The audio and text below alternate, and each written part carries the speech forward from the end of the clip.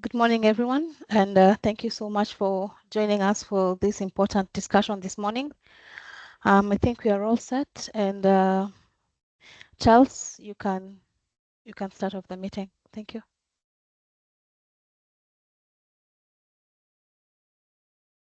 Good morning, good afternoon, everyone, depending on where you are, and welcome. My name is Charles Peru, Director of Carbon Projects at Vast Carbon, and I'll be moderating today's webinar titled, Can Carbon Removals Deliver Real Climate Impact while doing right by the people and land it depends on?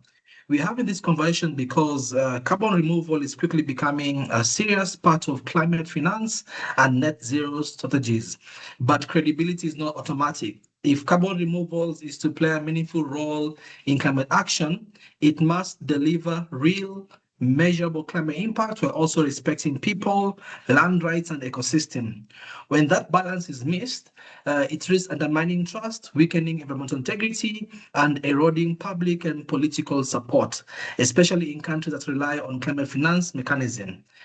For those who are new on the space, you can also consider what CDR is. And when we say CDR, we simply mean carbon dioxide removal. We mean the approaches that remove carbon dioxide, or if you like, CO2 from the atmosphere and store it away in a manner that is measurable and intended to be durable, or if you like, permanent.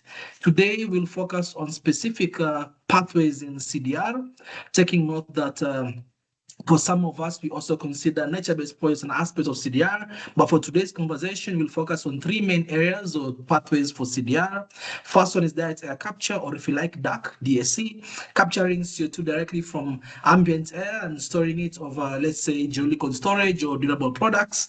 We should also be looking at biochar as a carbon removal pathway, in which case we are converting biomass into a stable carbon, or if you like, biochar, and applying it in ways that lock carbon away while ideally improving soils and livelihood.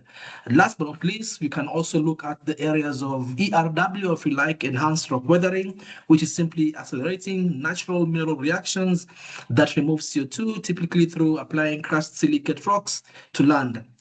Our core question today is simple but very demanding. Can these approaches deliver real climate impact without shifting burdens onto communities, degrading land systems, or creating integrity gaps that later collapse market confidence?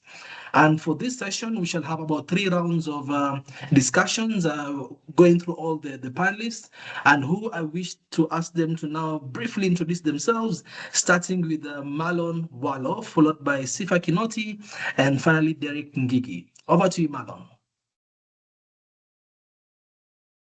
Thank you very much, Charles, and thank you, the larger Vast group, for organizing this. It's an absolute honor to be joined by you and our audience in this very important chat. My name is Marlon, and I lead the team at Afternet Carbon, which is a primarily CDR company working on biochar from sugarcane bagasse. Our aim as an organization is to avoid methane emission from decomposition of food processing waste, and more specifically in the sugarcane industry, and to convert this into biochar for soil amendment. Apart from that, I also lead the team of the governing council at the Carbon Markets Association of Kenya, and I look forward to a very fruitful conversation. Thank you very much. Thank you for that. Sifa? Yeah, thank you, Charles, and thanks to the team for VAST for this invitation. Hello, everyone. My name is Sifa Kinoti. I'm the head of policy and partnerships at Octavia Carbon. We're a direct air capture company that manufactures and deploys machines that filter CO2 from the atmosphere.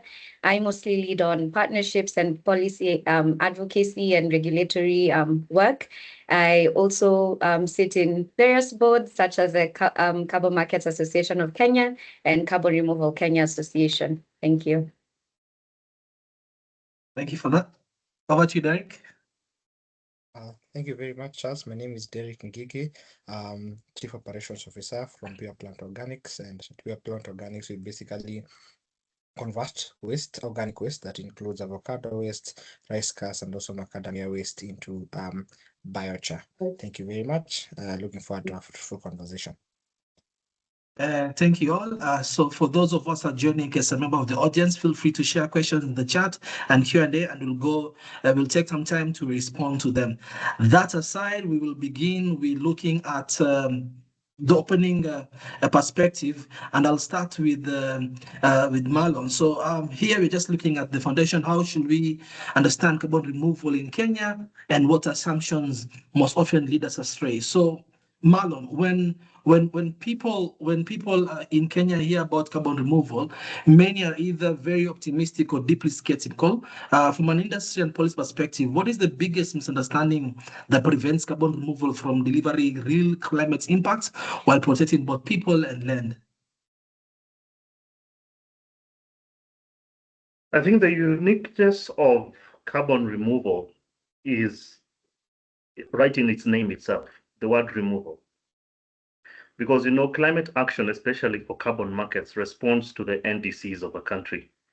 And the NDC of a country is developed from data that speaks on pollution and emission records in the country. So basically the greenhouse gas inventory.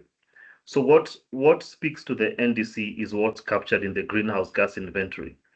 The solution that CDR brings often does not respond to the greenhouse gas inventory directly.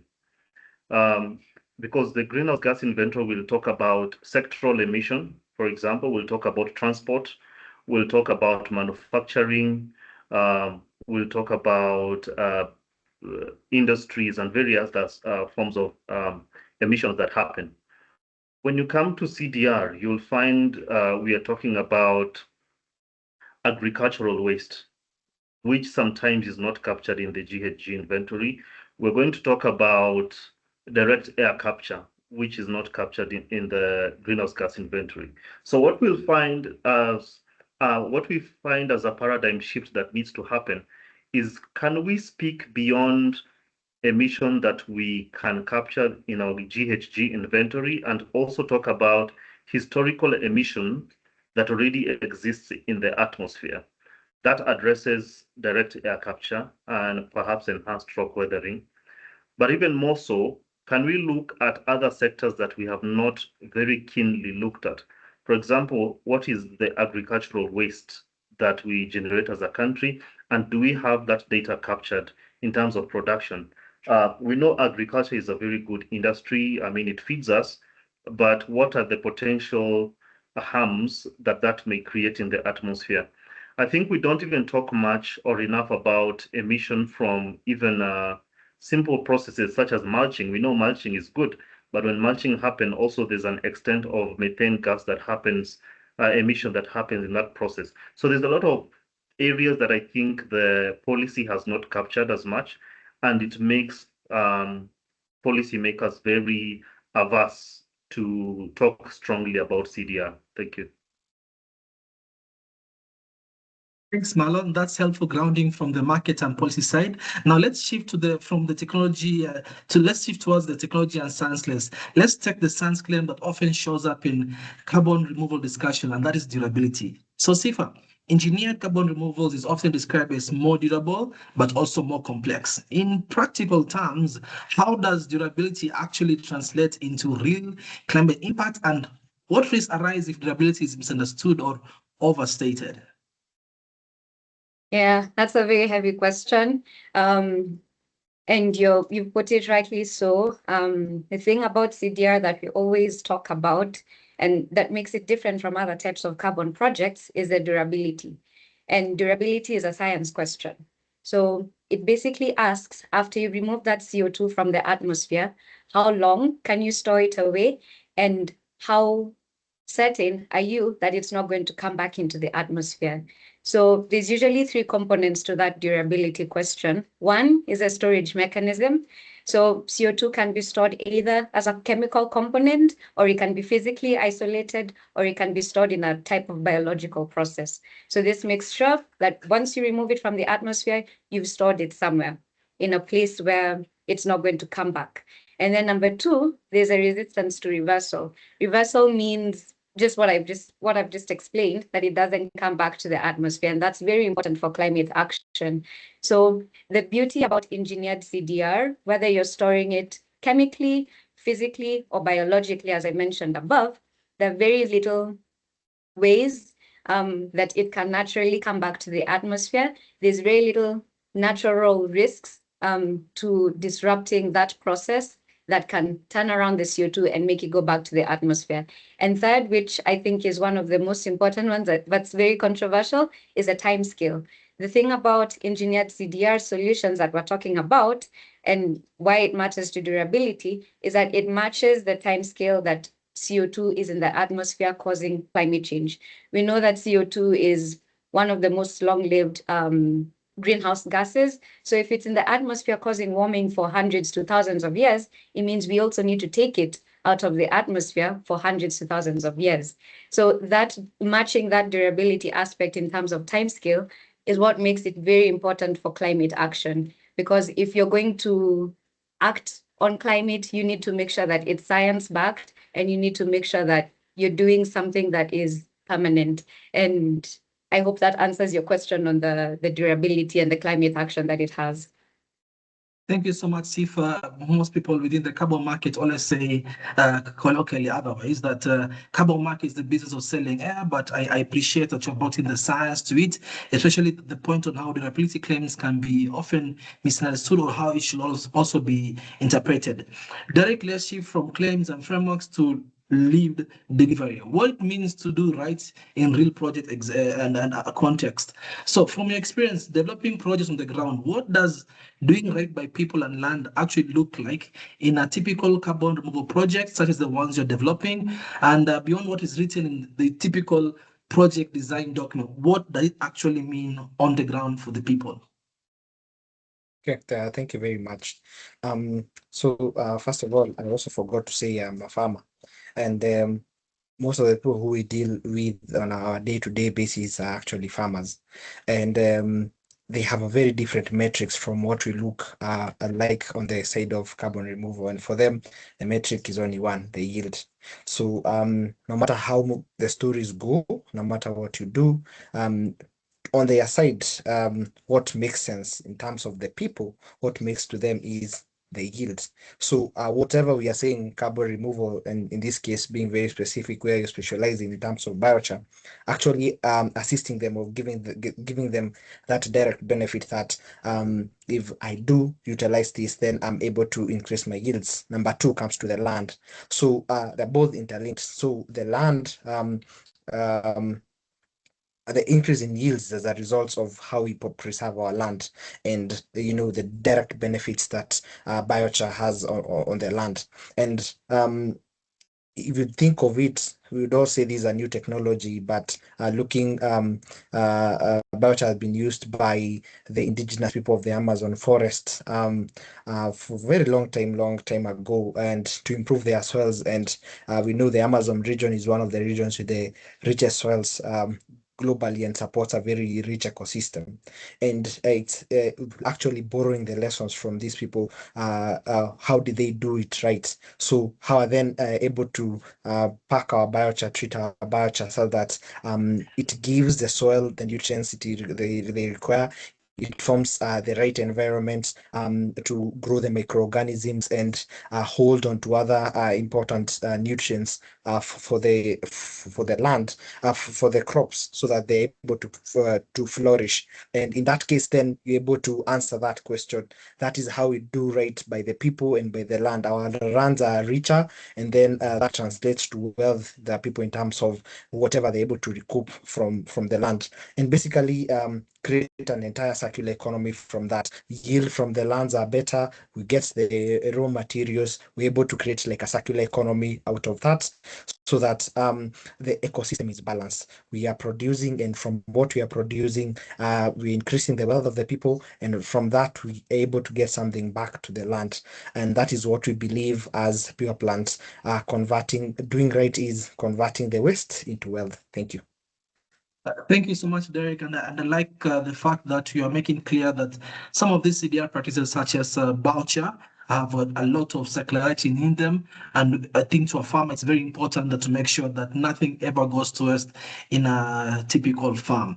Now, let's go back to the market structure question with that in mind, and that's to move from principles to practice. Here, we want to pressure test the market, incentives, buyer behavior, financing expectations, and whether integrity is either protected or is quietly lost. So, to you, Marlon, Kenya has taken steps to regulate carbon markets, but challenges remain. Where do you see the current market structure in Kenya or in Africa in its entirety, or the incentives falling short in ensuring carbon removal projects deliver both climate impact and fair outcomes from the communities?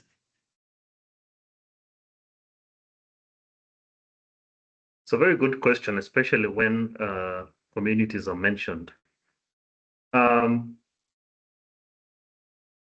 I think what we need to be able to answer, first of all, is the community standing to benefit with the project or without the project? I think that question really needs to be answered. Are the communities better off with the project or without the project? And then the other question that we need to answer, and is quite similar to that, is the climate better off with the project than without the project? And then for the market, it's a very easy one, because the market, the answer is an outright yes, because we know this opens up a whole new trade industry that has not otherwise existed before. So the markets definitely need these projects to happen. So what I think needs to happen to open up this is the policymakers need to understand, or to make a decision on whether do we stand to benefit from this, or is it too complicated for us to understand? And if it's too complicated, what steps should we take to be able to unlock this? And I think from where I see it, I think the climate is better off with CDR project. The communities are better off with CDR project. If we talk about biochar, for example, I think Derek has mentioned it quite well, that the farmers need it. And historically, it's not a mystery. I mean, there's enough case studies to prove the value of biochar in soil amendment and soil health. We know that Kenyan soil is extremely, I don't know, there's enough statistics about this, about I think the word they try to say is Kenyan or African soil is dead. And in this case, they're trying to mean that the lands are not fertile anymore. In as much as we have arable land, the land can almost not do anything without fertilizer. So there's an urgent need to restore the health of the soil. And the best way to do that so far is by innovative solutions. And one of them, which becomes the CDR solution of biochar. So we are seeing that the markets, and even more markets and different diverse secondary markets, will open up through CDR processes and CDR industry. Thank you, Marlon. So if the market is pushing for certainty and scale, the question becomes, how does an engineered CDR developer respond without cutting corners? Safer. Many buyers and financiers want certainty and scale. Where does that pressure risk undermining integrity, and how can engineered carbon removal projects respond without compromising on real climate impact? Yeah, that's a very hot question, Charles, especially because most CDR pathways, especially engineered removal CDR pathways, are still in the pilot phase. They're still very early stage, but you're right, there's a lot of pressure to deliver the intended climate impact as soon as possible. So for project developers, there's that risk to try and build your project super fast. And with that comes different aspects that could undermine integrity, but there's also guardrails to protect that. So for example, when you're trying to scale up your solution, you might be tempted maybe to use modeling assumptions, right, instead of what's actually on the ground. So one thing that we could do in the market is by having that disparity. You need to be clear, is this an assumption that you're modeling on the kind of climate impact that you have, or is this what you've actually achieved on ground? And how can financiers and buyers be patient, and how can they also support you to get from your current situation to the modeled situation of where you want to scale up? Number two, I think it's also important to report, especially in terms of ranges, especially while the monitoring and the reporting develops. Sometimes it's difficult to say with certainty you have removed, say, 1 ton of CO2, but you could say we've removed somewhere between, say, 0.9 tons to 1.1 tons, right? That gives clarity, and that gives certainty that you're not really trying to oversell the kind of climate impact that you have. And that's something that the buyers usually do. They set aside something called buffer pools that say, when you're selling this credit, you have a certain range plus or minus X amount, while you're still monitoring and reporting your climate impact. And lastly, which I mentioned in my last point, which is designing for high quality MRV. For those who are not familiar, MRV stands for monitoring, reporting, and verification. It's how you show that the actual 1 ton you've removed is 1 ton. So there's different ways that you can have your MRV, but we always lean towards high integrity, high quality MRV. Try to digitize it as much as possible, and also try to create modular systems, for example. And that in that when you MRV together with your, I think those are some of the ways that we can maintain high integrity in this system while we still try to scale up quickly and address that buyer risk. Thank you so much, Sifa. But before I go to Derek, maybe you could take us a moment and try and unpack two concepts. You mentioned MRV systems. Maybe you could tell us what are some of the MRV systems within the CDR space, especially the dark area. And also you mentioned modular systems. Just unpack that for the audience that is not too familiar, especially in direct air capture. Yeah, so I'm best placed to talk about direct air capture. I can invite either Derek or Marlon to speak about how they do MRV in biochar. But in dark, the beauty about the MRV system is that it's very simple, right? And that's what makes it something attractive as an engineered CDR solution.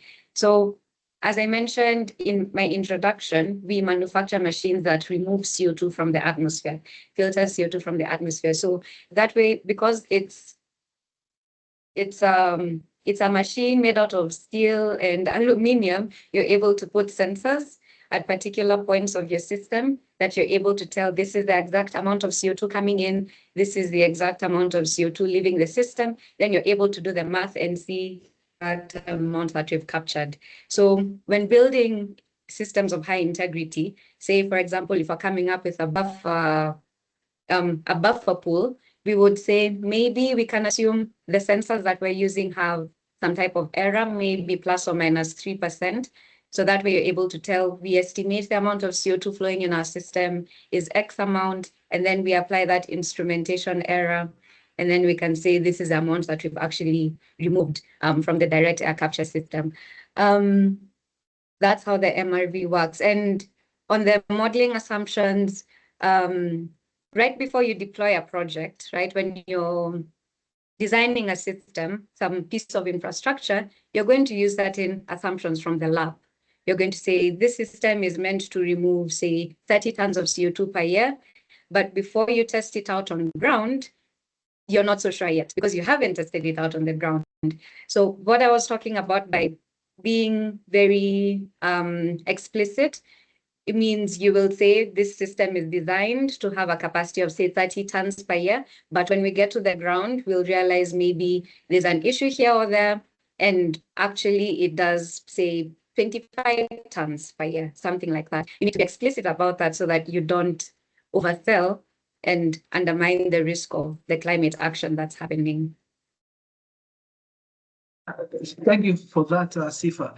Before I come to you, Derek, on the next question, I want to throw it back to both you and Marlon on MRV systems.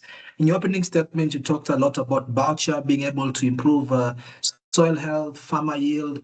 My question to you, and for the sake of the audience, in the context of, again, MRV systems, what tools are available either in your respective companies or in the industry that we can, for example, see how are we improving soil health measurably? How are we even tracking improved farmer yield? How can we really be certain that biochar can deliver these claims? Maybe I'll start with Derek, then Marlon, or Marlon, go ahead, please. Yeah, I mean, what we've done is trying to establish global best practice. I mean, the carbon industry is a very close-knit industry globally, so it's very easy to know everyone who is doing biochar in the whole world. I mean, it will not take you a week if you want to contact each of them. And we have just been trying to figure out what is the best MRV technology, who are the best solution providers. And of course, we have partners we have engaged who have the technology and collect the right data, have the right data points to collect, to make sure everything is at global standard and speaks to what the certifiers want and what the verifiers are looking at, all those specific data points. Apart from that, we also partner with the laboratories because for us, it's very, we have to speak about the chemical composition at some point, and that requires some lab tests. So we also work with labs that we look at the soil before we input our biochar and then the soil after, and this is monitored periodically. Apart from that, we also have to also sample the biochar itself. Actually, at the point when it's still biomass, we have to know what is the chemical composition. Then after pyrolysis, the combustion, we also have to figure out what is the ash content, what is the carbon content of that, so that we are able to also measure what is the conversion rate. Are we getting how many tons of CO2 equivalent are we getting per ton of biochar that has been converted? So all that data is collected through a lot of partners that we engage. Some are not even necessary by the certifiers or verifiers, but we even in-house tighten the integrity notch a bit higher than standard. Thank you for. What about you, Derek? How is your MRV systems within Pure Plant, or what have you been seeing within the ecosystem in the areas of biochar? Yeah, thank you, Charles.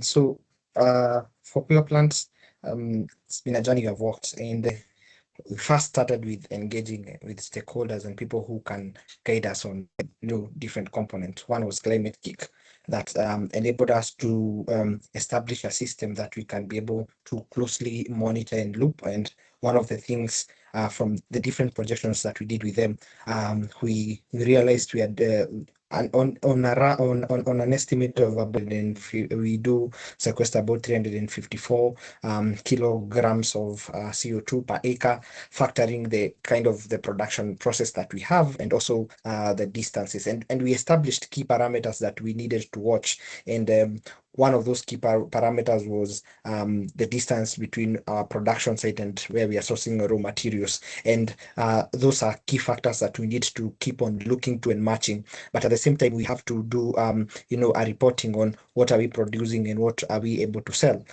so that there's that balance, so that this is what we produced, is what was actually put on the ground and verified, put on the ground.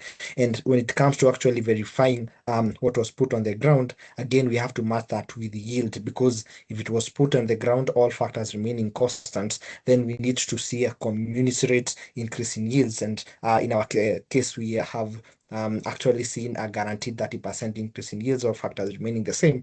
And having worked with different players from the coffee industry, from the rice industry, and also from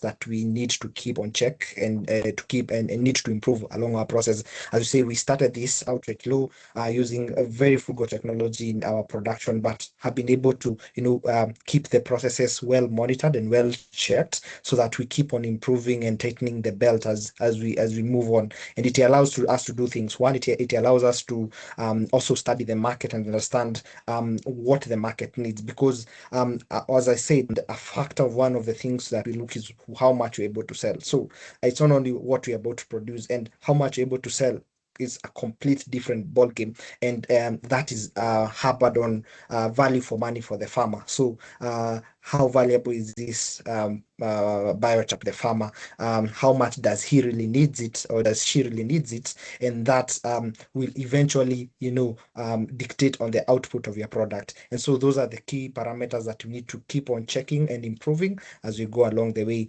as a frugal technology company, especially on biotech production. Thank you. Thank you. So I'll still stick with you, Derek, in the areas of communities and benefits. But for the rest, I'll come back to you. I'm getting some Q&A questions here on how do we look at beneficiary mechanisms in CDR projects? And there's a question on certification. How do we being the people, the non-developers, how do we know what you know? How do we know what you're saying is true? So maybe Sifa, Marlon, you'll take us through ideas on certifications, VVBs, and the like. I'll come back to you, Marlon and Sifa. But to you, Derek, my question is, when you're looking at carbon removal projects from design to implementation, what are the most common points where community expectations, land realities, or even beneficiary assumptions begin to break down?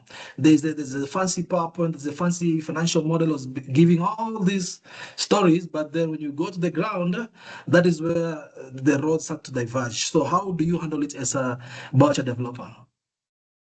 Okay, yeah. So one thing that we know, and we have identified these and cuts across all boards. And if you listen to the news, if you look, you do a lot of analytics of what has been going on. The breakdown happens when you promise carbon money. That is the first mistake that we do, and because we put that, and in our case, for example, we forget the fundamental thing to the farmer, and that is farm management. So if the soil is dead, no farmer is willing to wait 5 years for a credit payout, however much you promise them. And I think that is where we begin to go wrong. And for us, what we have seen as the low-hanging fruits for the communities is, number one, an immediate yield win. If a farmer says, I was doing 26 bags of rice, now I've been able to increase that to 32, 33 bags of rice, you have lost that farmer. And as you're able to explain all this and engage them all through the process, from the first day until probably to the day of the payout, which is 5 years to come, they'll be okay. They'll be willing to support you. They'll be willing to work with you. Number two is that training and education, and which is a big pillar we tend to forget, and I think has been lightly mentioned. You just don't drop off biochar and you're off to go. You have to walk the journey with the communities. You have to do the soil test, as Malcolm said, show them the comparison, show them how the soil in itself, without the test, just in itself, how it is changing, how it is improving its composition, the structure is changing, how even the color is changing. And you see, from this, then you're able to automatically get that buy-in from there, because they understand what you do, they understand how it benefits us as a developer, and they also understand how it benefits them as a community. And from there on, in our case, we started by doing 12 tons a month. That was in 2022, and over time, solely driven by local demand, we have increased that to between 70 to 100 tons a month. You see, so that is a factor of working with the community, putting what really matters to them first, and not carbon money, but what is their day in, day out thing. Thank you. Thanks. I'll come to you, Marlon, briefly on beneficial mechanism. Different legislations, different host countries are terming this or interpret this differently. In the case of government of Kenya, it says it's annual social contribution, a particular amount for land-based projects and another one for land-based projects. For you as a practitioner within CAMAC, how do you see beneficiary mechanism best implemented or utilized within the CDR space? Is it even possible in the first place? They usually say it's hard to find a needle in a haystack, but if you have a magnet, it won't take you so long. So we just have to find the best way to bring benefit sharing. And I think in CDR, it's not a needle in a haystack. There's far much diverse ways of getting to benefit sharing. And benefit sharing in CDR is not typical, right? because when you're going to talk about it in forestry CDR or nature-based solutions, then we're already talking about different owners of land, and they own the lands, or the land belongs to their community. So for them, the model of benefit sharing will be very different. Now, if you're doing a CDR project and you're operating on your private land, and for example, the residue you're collecting from, in my case, a factory. So I have a relationship within a factory and myself. So this is more of a B2B solution. Who do I give the benefit, right? So if we're talking about benefit sharing, who is the public that is involved with my practice? Now it's me to look for the public and to give some sort of benefit in this case. So it's not the typical benefit sharing in the knowledge of benefit sharing. So just the way Derek has mentioned, we have to now give trade-offs to the community and say, for example, we're going to sell for you a biochar at a subsidized cost, because it is not really justifiable as carbon capture until it gets itself in the soil. So that is the point where we are interacting with the communities, because now the biochar has to get to the soil, and for that purpose we need them. But there's a value trade-off. Whilst we need them to capture the carbon for us, they also need the biochar for soil amendment. And that, I think, is one primary benefit share that exists. I think indirect air capture, it can also be very different, because if they are operating on private land using advanced technology and they're interacting directly with the atmosphere, how do they, which public do they interact with? It's very difficult to justify public participation at all and benefit sharing in that case. I think if you're going to be operating in a locality, say X sub-county, I think the strongest and most recommended benefit sharing is probably provide employment to a certain percentage of the community in that case, or you can do CSR, because there's no direct carbon benefit share that you're going to be able to give to that community. And I know in many cases that makes it less appealing, especially to the regulator, that there's no direct benefit that can be given to a community. However, the carbon markets regulations policy document speaks to this and says when you're operating a private project, there's hardly any obligation to do some revenue share or split with the communities, but it does not stop you from finding a way of doing some benefit share. I mean, again, needle in a haystack, but you can find something. Thanks, Var. And what about you, Sifa? Data capture.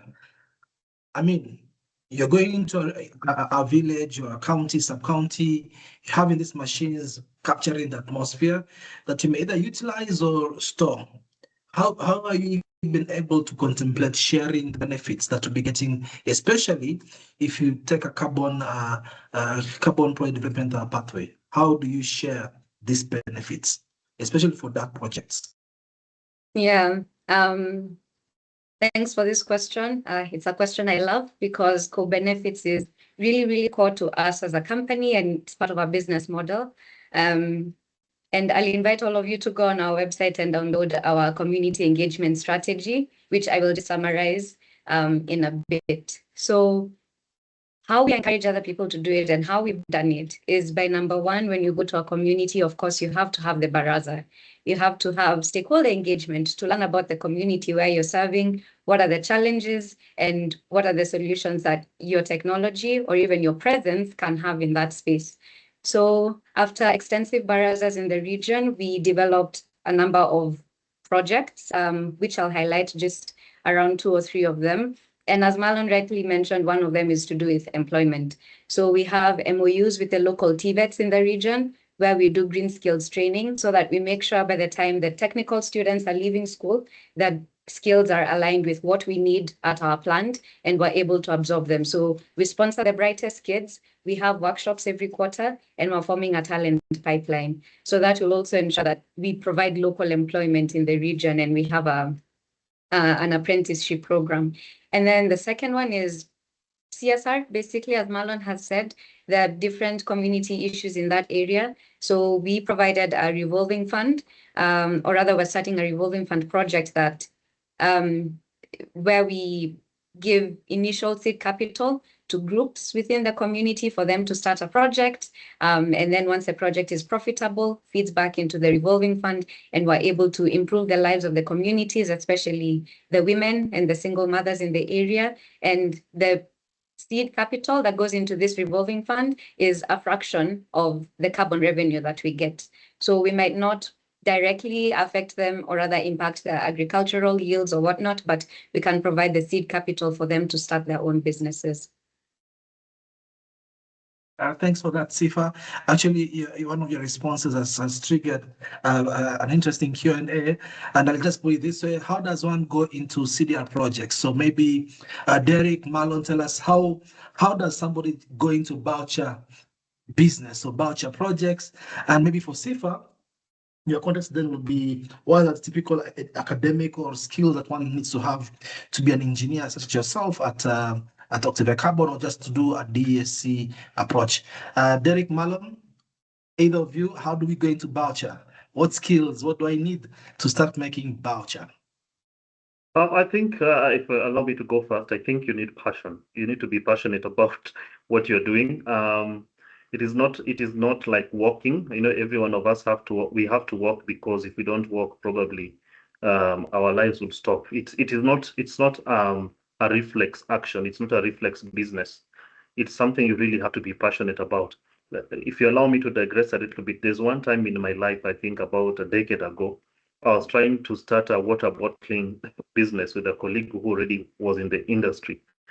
And he asked me a question: do you just want to make money, or you're passionate about water? That question threw me off, because what do you mean passionate about water? Water is, we just drink water, you know? So just to say, no, you have to be passionate about it. So and I discovered that I was not passionate about selling water. I just wanted to make money. And it's the same thing. If you're not really passionate about it, then probably it's not the thing for you. But I'll invite you to get in and learn about it, because the more you learn, the more you actually discover that is something that you really want to do. I encourage you to get into apprenticeship. You can come to me, or I don't know if Pure Plant are welcoming people just to come and see the site, see how the project works, look about the whole project life cycle. It can interest you in one way or another. You never know, you might even innovate something along the pipeline and become a very crucial part of the CDR ecosystem in one way or another. Thanks for that, Marlon. What about you, Derek? What's your advice to someone going into So voucher?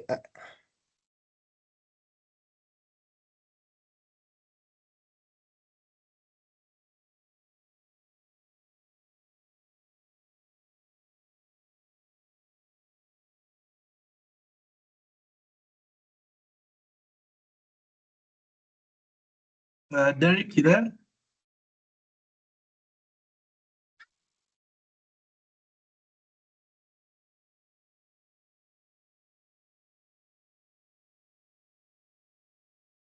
I think I've lost you a bit there, Derek. We'll come back to you. What about you, Sifa? How can somebody go into being an engineer at Octavia Carbon or any other dark company? Yeah, first word of advice I'd tell them is that now is the best time to do it, because now is the time that CDR is really getting a lot of attention globally. And I will also emphasize that Kenya is the best place to do CDR. So if you're thinking about that right now, and in this country, this is the best place to do it. There's no conventional academic pathway to get into the carbon markets and into CDR. You just need to be innovative. You need to be passionate. I'll give an example. Here at Octavia, we have mostly mechanical, chemical, electrical engineers, but it's not what we studied in school. Nothing here is anything that we studied in school. You just have to innovate. You have to push yourself. And I invite you really to read more about this space. You can do online courses. You can read about different companies, what they're doing, reach out to them and see if there's a problem that you can try and solve on their behalf. For example, for direct air capture, one of our biggest problems is energy use. We consume a lot of energy. So how do we bring that down? If you have some type of proposal, feel free to reach out to us or any other dark company. And by providing that value, you could find yourself in Octavia. Yeah. I will come back to you and see if Derek is back online. I'll come back to you. You mentioned Kenya is the best place to do dark. I'll ask you to tell us why you make that statement. But first of all, Derek, voucher. How can someone go into voucher based on your experience? Yeah, so I would like to concur with Marlon. It has to be a passion. And again, also to circle back to what I said earlier, if driven by the promise of carbon money, then also is again to be a very big problem. And we actually seen quite some challenges in our sector where that's the biggest driver, and in case of any hiccup, then the companies are not able to withstand. So the key thing which I really believe is markets. So markets, understanding the markets, understanding after doing production, where am I going to sell, which is the value chain that I'm going to start off with. That is really really key, especially in our sector. And again, as I say, as I concur with Mark, we are open to support guide and also show you the pathway, because live and this is what we have realized: the market is quite huge, the demand is also quite high, and we're able to pull better as as a group. Yeah, we're able to pull better as more companies, so that we can push and also shape policies and regulations that exist and manage us. Yeah, thank you. Thank you for that. Before you go into closing reflections, back to you, Steve. I'm sorry. You said Kenya is an ideal place for DAC. Why is that? You also mentioned something on energy. And I'm trying to remember what the president said a couple of months ago about something about our available energy. And you have just confessed that DAC is energy intensive. So why is Kenya the best place? Kenya is the best place for capture, sorry, because of three main reasons. Number one is the energy. If you're doing a climate technology to remove CO2 from the atmosphere, you need to power it with a source of energy that's not going to put additional CO2, right? You need to use renewable and clean sources of energy. Our geothermal potential as a country is undertapped. We all know that we have a lot of potential in solar energy. And one of the biggest energy uses in direct air capture is heat. So we're able to utilize the underutilized geothermal heat that comes from our systems along the Rift Valley, which makes it unique here in Kenya, because if you're going to do direct air capture in a country like, I don't want to ruffle feathers for our friends in different countries, but other countries that don't have a renewable grid or that don't have a lot of geothermal potential, it's a zero-sum game. We are emitting CO2 to remove CO2. Number two is the storage potential. Remember the first the first question, we were talking about durability. You need to put that CO2 away in a place where it's not going to be reversed. And one way to do that is through geological storage. Now that's a lecture for a whole other day. But basically, Kenya's Rift Valley has a potential to store a lot of CO2 naturally in the rock that exists underground. And again, that's natural resources that's not available in many places in the world. So once you find that perfect blend of renewable energy and the rock that can store CO2, it's perfect. And third, it's the talent. Here at Octavia, we've been able to build all our machines, design all our machines from scratch, manufacture here in Kenya using local engineers from UN, TUK, KU, JKUAT. So we believe that Kenyans are best placed to do this type of tech, and not just direct air capture, also biochar, enhanced rock weathering. All these other CDR technologies need biomass, which is available here in Kenya, need energy, and need the talent, the bright people who are in this audience today. Thank you for that so far. We'll move towards the closing reflection, what it will take to get this right, okay? So let's close with what each of you believes is non-negotiable. One principle or decision that determines whether carbon removal earns trust or loses it. So for you, Marlon, if Kenya is serious about building a credible carbon removals market, what is the one rule or one principle that must guide the sector to ensure climate impact does not come at the expense of people and land? And maybe you can also share with us from experience, again, from Afnet Carbon or the work you're doing at CAMAC.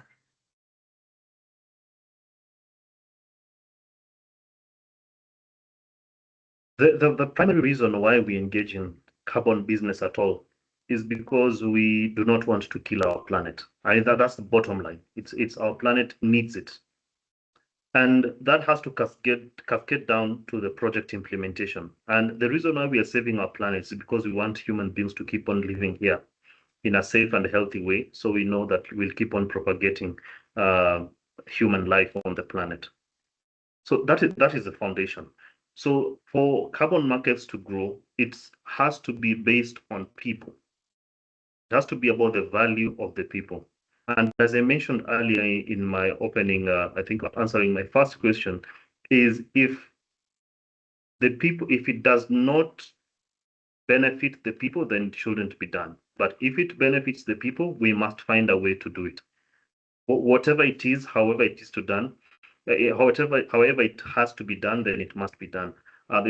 Someone usually says, what can be done must be done, however great, however magnificent, however small, however insignificant. Thank you for that, Marlon. If you take that as the guiding rules, if what shifts in standards, governance, or market behavior must be able to scale responsibility.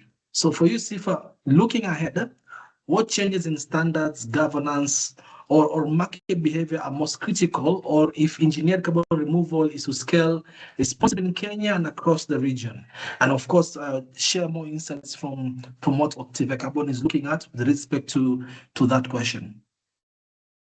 Yeah, you asked us one.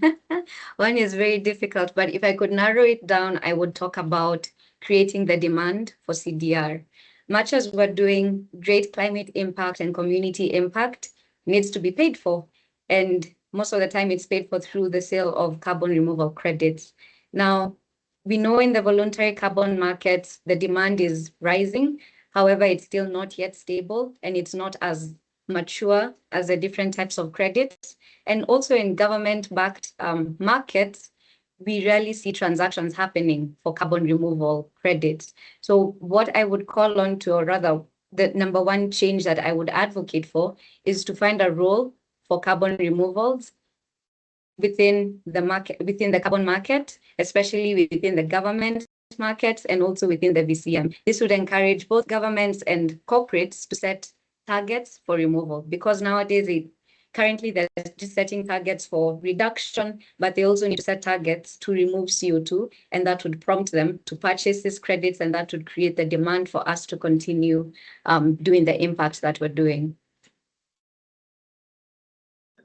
Thank you so much for that. And I'm seeing that more questions coming in, but let me just wind up first with Derek, then I'll go back to the Q&A section. Based on your experience, what is the single most important decision development must get right to ensure carbon removal delivers lasting benefits for both the climate and local communities? Just one. And I can simply summarize it as local ownership. And that is to flow on what Sifa had said. Local materials, local engineers, local machines, local jobs, local rocks, even local land, local grid. You see, because we need to see this as the community being the engine and not the audience, and that would be the most the single most decision for us developers that we can do. Thank you so much, Yvonne. I'm looking at the chat here just to look at some question. A question from Gitonga. Is someone interested in impact communication? I'd like to understand how we are translating our technical work into stories that communities and partners can relate to. How do we ensure our messaging reflects real experiences on the ground? Anyone wants to take that question? Let me start with you, Sifa, because DAC is pretty more complex compared to Boucher. So how are you translating this DAC business when you're talking to the communities on the ground? Yeah, it's not easy. It takes time. Well, number one, you also have to meet them where they are. If you want to speak in Swahili, you speak it, and you also present it in the best, or rather in the simplest available science to describe what's happening. We also invite people to site visits all the time so that you can come and see the machines in practice. We also do it consistently. So we have barazas and we have community engagement efforts and stakeholder engagement sessions pretty regularly so that people don't forget what we just told them. And lastly, honestly, it's just being creative as well. If you can use a mix of videos, photos, AI, and it helps turn your story and the science into something that's easily understandable. Thank you. What about you, Marlon? Yeah, go ahead. Yes, Derek. Just to add to that, we need to project the success stories more better and from the community dimension. So from then, for example, on our end, how have they used biochar? What are the benefits of biochar that they've seen? In simple terms, what does biochar do? How do they improve their soils? The same way they are every other day, other inputs are being shown, being talked about. The same way we need to project and sell this story as success stories, so that we break down all these jargons and make it a common man's language and understanding. Thank you. Marlon, anything to add? Yeah, I mean, all has been said, but it's usually about, especially in our case where we are working with smallholder farmers. When we're working with the large scale farmers, you'll find they have agronomists and soil scientists on payroll, so it's always easy to talk to them. But when you're working with smallholder farmers, you have to really come to their level, and for them, seeing is believing. So we always have to do demo farms with that. I think that has really helped us a lot, whether we've had a whole crop cycle and they have seen the value of using a biochar as an additive and the impact it makes. So for them, it has to be evidence-based. Otherwise, everything is just a story. We risk sounding like politicians if we do not have evidence. Thank you for that. So I'm looking at the chat. I'm seeing two questions for Sifa, one for Derek, one for Marlon. So I'll give the two questions to Sifa, and then you can quickly respond. Just be very brief and say the point. So for Sifa, the revolving fund used to help provide seed capital for the community. These opportunities, they help start still within the carbon space, thinking in terms of leakage. I hope you're going that question, Sifa. And then the second question for you, Sifa, as well is for DAC, how do you handle leakage? Okay, so think of those two answers. Questions for Derek. Derek mentioned that they noticed 30% more than projected numbers. Do you do forward contracts? And if so, how is this reflected? And then two questions for you, Marlon. On matters governance, how are CDR projects able to handle the cross-cutting nature of approvals across the Ministry of Agriculture, Energy, Environment, and what has been your experience so far? And then second question again to you, Marlon, is Marlon mentioned that it's easy to track CDR developers across the continent, etc. What is the industry's plan to have CDR projects viable for Article 6 as 2028 comes closer? So who wants to go first?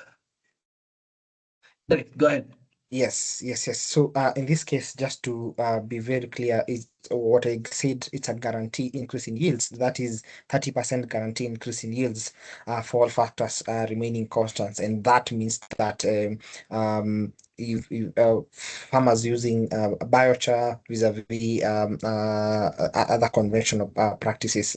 So, and that what I was saying to the community, that is what is a direct benefit and the low-hanging fruit that they need to see. But in also in terms of our numbers varying, it's a case of understand why the variance and is this standard, and we have some trials still going on. Understanding sometimes we see that changes in the 354 kilogram that we noticed, and it's a question of not just forwarding right away, understanding what is the drive. Is it consistent? Is it a problem with our algorithms that we are using, or is this the isolated cases? Thank you.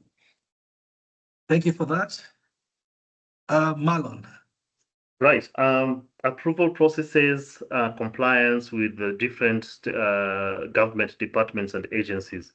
I think the first thing you have to consider while doing a CDR business is, number one, it's a business.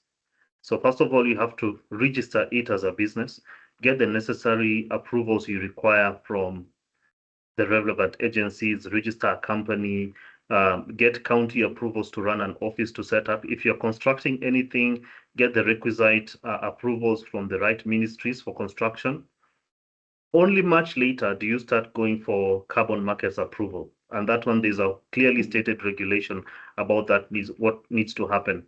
Luckily enough, is you're able to attract markets and funding, especially on CDR, before you start hitting some of these milestones. So it's not very difficult to maneuver. However, we are at a point where we realize the government again and some agencies are, I'd say, opposed or are not very welcoming to CDR for the reasons I mentioned earlier about what emission does CDR respond to? That question is very important to them, and I think my simple answer is CDR responds to historic emissions because those are not really direct. These are emissions that have already been in existence for a long time. But biochar is even easier to answer because it speaks to agricultural emission and methane avoidance. But yeah, we are hoping to cross that bridge when we get there. And I think it's not a very difficult one. And if the bridge doesn't exist, I think we'll have to build it. On the other question is, I think it said about, I'm forgetting. Please remind me the second one. It's the issue of basically tracking industry plans towards their projects viable by 2028. Article 6, yeah. 6. Yeah. Yeah. So again, it can only be used for Article 6 if the government's approve for it to be used for Article 6. We know CDR is largely a VCM market-based industry. And I don't think there's anyone who is in this kind of CDR that is planning to explore Article 6.2 or Article 6 at all. We are largely VCM, and even the buyers who are buying are really private sector and have not heard of anyone who wants to buy CDR through Article 6 as yet. Perhaps in the future, because I know countries like Germany and the whole EU, I was just reading an article this morning, EU has approved some methodologies for CDR. So perhaps in 2031, because I know they're going to open up buying credits from the global south. So there's perhaps a chance that CDR will make it to that list. And I think CDR might make it to that list because of its perceived high integrity. So maybe then, but for now, there's no likelihood. Thank you so much. Sifa, over to you. Yeah, thank you. So there was a question on the revolving fund. No, it's not to set up other carbon projects. It's just to empower the agricultural projects that already exist in the community. And this was a decision made by the community and led by the community. They said they wanted money to start poultry projects, and that's what we supported. Number two, on how we handle leakage. So for those not familiar with the word leakage, in carbon markets, it means when your climate intervention, where you're trying to remove CO2, is causing CO2 to be emitted elsewhere. So in most times in the direct air capture space, because it's very energy intense, they mean, are you using fossil fuel power or rather fossil fuel energy to power your systems? Because that would mean that you're resulting in CO2 being emitted elsewhere. So in our case in Kenya, thankfully, we have a very green grid, and we're also set up in Elementaita where we're hoping to connect to geothermal energy soon. So we're not resulting in any market and activity leakage. Thank you for engaging myself and of course our audience. Maybe we could start winding it down with just a simple phrase or statement as your call to action or parting shot. Who wants to go fast? A simple phrase or statement, call to action, parting shot. If I go first, I think I'd say people first, always. Thank you. That one is gone. Derek, Sifa. So for me, let's make the community the engine, not the audience. Thank you. Lastly, Sifa. I will emphasize what I said earlier. Kenya is the best place for CDR, so let's all work together to realize that. Thank you all panelists and audience. If there's one message to leave with, carbon removals cannot be credible on claims alone. It has to be credible in measurement, credible in governance, and credible in how it treats people and land. As we close this particular discussion, I want to direct your attention to what I'm sharing on the screen. This is part of what Vast Carbon is trying to do to just create more awareness in carbon markets. And all of you know that Mr. President of the US mentioned they're exiting from the United Nations Framework for Climate Change Convention. So the question that we're going to be exploring in the form of a fireside chat next week on Friday, the 13th, is impact on the US exit from the UNFCCC on Kenya's carbon market. It's going to be both done in person as well as virtually. For those of you who want to join us in person at our offices at the Kaya in Lavington, Nairobi, there's a link that will be shared in the chat. Please quickly sign up. Otherwise, the rest of you will be able to join us remotely if you won't be able to get support. So this is just part of us trying to debunk a lot on carbon markets to see what's trending. There's a question or comment posed there in the chat about something like clean cooking. Maybe that will be a conversation for another day. Otherwise, thank you so much. Thank you everyone who joined us today. If you've got any follow-up questions, please feel free to share them in the chat, and we shall also be able to redirect them to the respective people. And if Sifa, Derek, and Marlon, you're comfortable, please as well feel free to share an email address in the chat box so as anyone who's got further questions to you or your business or some of the things you mentioned, they can easily